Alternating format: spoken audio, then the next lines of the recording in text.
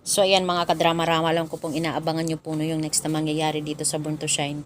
Dahil sobrang nakaka-tense at nakaka-excite na nga din po talaga yung pinapakita ng director ngayong maraming mga plot twist na nga po ito no. Maraming mga artista yung pumapasok dito, iba-iba yung character nila. Tapos ngayon alam naman po natin yung last na nakita natin kanina dito sa Born to Shine ay talagang may secret affair nga po talaga itong si Dara na talagang ilalabas na nga po no.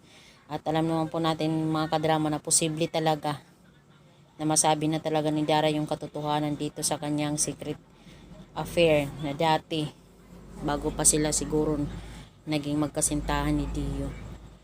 Posibleng sabihin talaga ni Dara na anak natin si Megan at wag mong sasabihin sa kanya, please, masisira ang karir niya.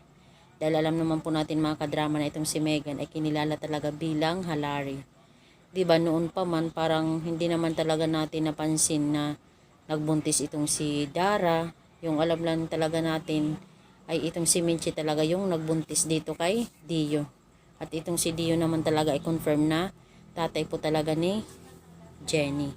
At dahil nga po talaga ito mga kadrama, parang na-excite din po talaga ako kung ito po ba talaga yung katotohanan about talaga sa pagkatao ni Megan, yung malalaman talaga natin, marireveal dito sa Born to Shine. Dahil alam naman po natin na syempre kahit itong si Lola Amelia, alam niya na apo niya itong si Megan. Pero sa bandang huli pala, si Jenny pala yung totoong halari. Siya pala talaga yung tagapagmana, di ba? Kaya hoping nga po talaga mga kadrama, abangan po talaga natin yung next na mangyayari dito. Dahil nakaka-excite po talaga yung susunod na mga episode na ipapakita ni director. Kaya na i-excite lang din po talaga ako na manood dito sa Born to Shine. Dahil ito po mga ka-drama, disclaimer lang po ito. Mga possible lang po talaga ito na pwedeng mangyari. At hoping sana ay ito sana yung mangyari. Na itong taon na to ay ama pala ito ni Megan.